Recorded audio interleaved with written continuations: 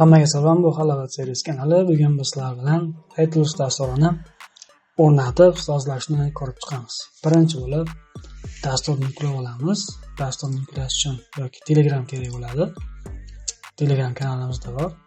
Halovat Servis kanalida yoki o'zining veb-saytidan ham yuklab olsak bo'ladi. iTunes deb yozamiz. Birinchi chiqqan saytga kiramiz.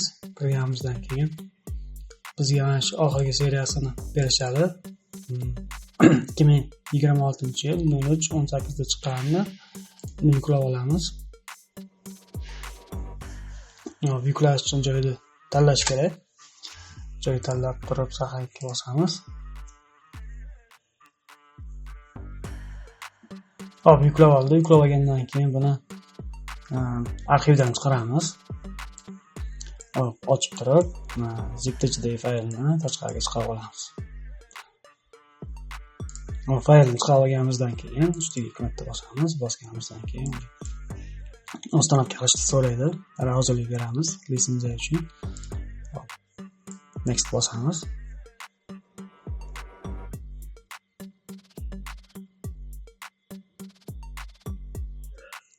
Bosganimizdan keyin bizdan so'rayapti, robot stolga chiqaraymi, keyin dasturni ishga tushiraymi deydi.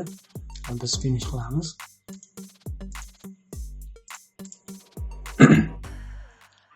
Dastur ochilyapti.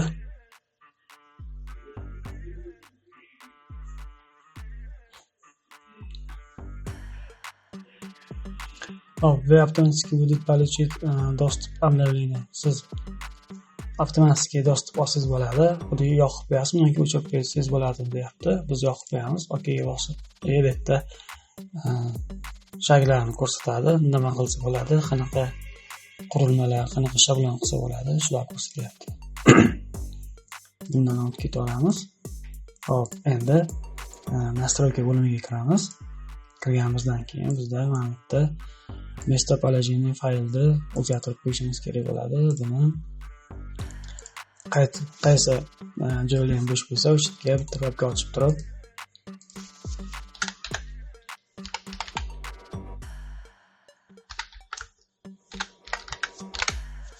qayta update yoki update o'zi yozib qo'ysalar bo'ladi. Bu nimaga kerak desalar, har bitta update qilganda update fayli mana shu joyga tushadi.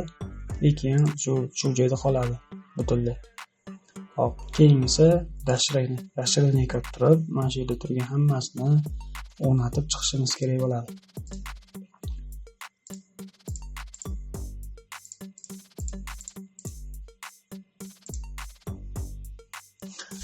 Bu pluginlar dasturni ishlatishga yordam beradi.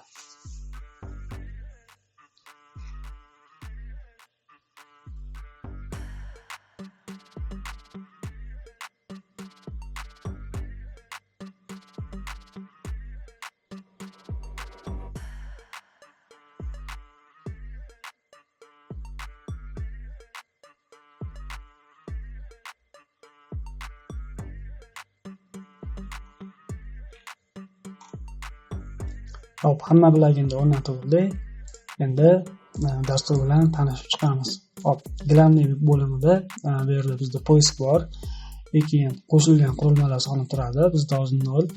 Keyin добавить bor. Добавitga bossak, o'sha qurilma qo'shish chiqadi. Pastda просмотр реальное время bor, обслуживание bor, качество установки bor, диагностика устройства bor, ресурсный анализ bor, другой parametr bor keyin rejim усиление защиты degan joy bor. Bizda keyin yana qo'shimcha instrumentlar bor. Bu instrumentlar bor. Bu yerda poisk paket обновление dasturda o'ziniki.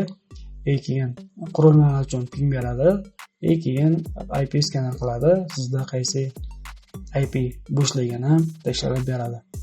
Keyin player, keyin instrument preobrazovатель, keyin konverter. Videolarni konvert qilib beradi. Bu Hikvision qurilmalarining zapisini ko'rsatib berishga yordam beradi.